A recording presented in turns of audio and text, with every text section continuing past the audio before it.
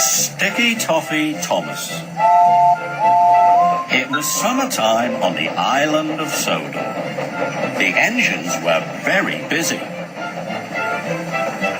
The children were having a big fancy dress party, and there were lots of jobs to do. Percy collected the cakes and buns. Toby collected some sticky toffee to make toffee apples.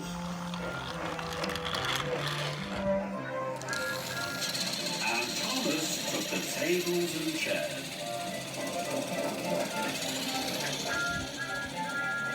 When Thomas delivered the tables and chairs, he saw some children. They were making fancy dress costumes. That looks fun, tooted Thomas. Then the Fat Controller spoke to Thomas. I would like you to give train rides at the party, The Fat Controller said. But first, you must go to the washdown so you look your best. Thomas was delighted. He loved giving the children train rides. Thomas puffed to the washdown. He was thinking about the children and their fancy dress costumes. I want to go to the party in fancy dress too, chuffed Thomas. Then I would really look my best.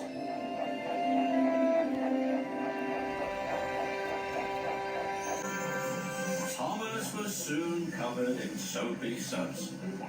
He was scrubbed and rubbed, rubbed and scrubbed. Then Percy arrived at the washdown. You look like a giant bubble, peeped Percy. That's it, puffed Thomas. I'll go to the party as a giant bubble. So Thomas puffed quickly away, still covered in bubbles. He couldn't wait to show the children his fancy dress. Then there was trouble. The bubbles flew into his eyes. Thomas couldn't see where he was going, and he bumped straight into the back of Toby. Toby's axle was broken. Sorry, puffed Thomas. Soon the Fat Controller arrived. Toby, you must go to the yard to be repaired, said the Fat Controller. If I don't take the sticky toffee to the party, the children won't be able to make toffee apples, moaned Toby. Please, sir, puffed Thomas. I could take the sticky toffee to the party. Very well, said the Fat Controller. But no more trying to be in fancy dress.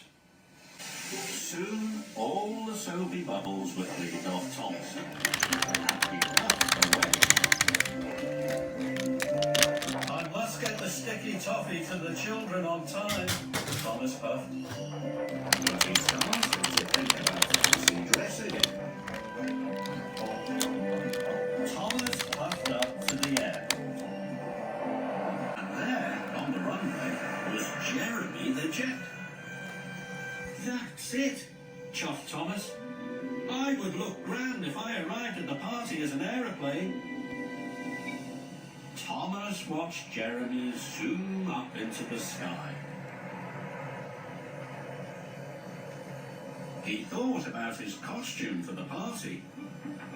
He thought about it for a very long time. Oh no, I've been daydreaming, chuffed Thomas. And now I'm late. Thomas puffed as fast as he could, but he wasn't watching where he was going. Thomas didn't notice that the points had been changed. Thomas puffed into the siding and biffed into the butters. Sticky toffee splattered everywhere. Oh no, moaned Thomas. I can't give the children train rides when I'm this messy. If only I'd been thinking about what I was doing. Then Thomas saw an old line. This gave him an idea. A shortcut, puffed Thomas. If I go that way, I can still get the toffee to the party on time.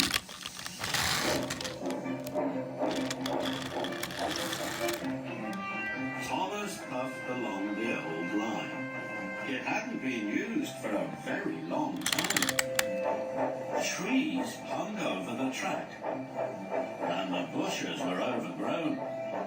But Thomas puffed carefully on.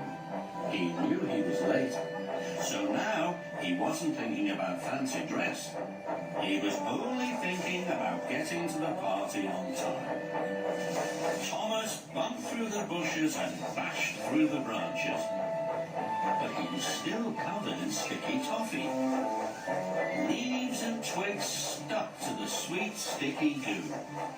Must get to the party, must get to the party, Thomas puffed.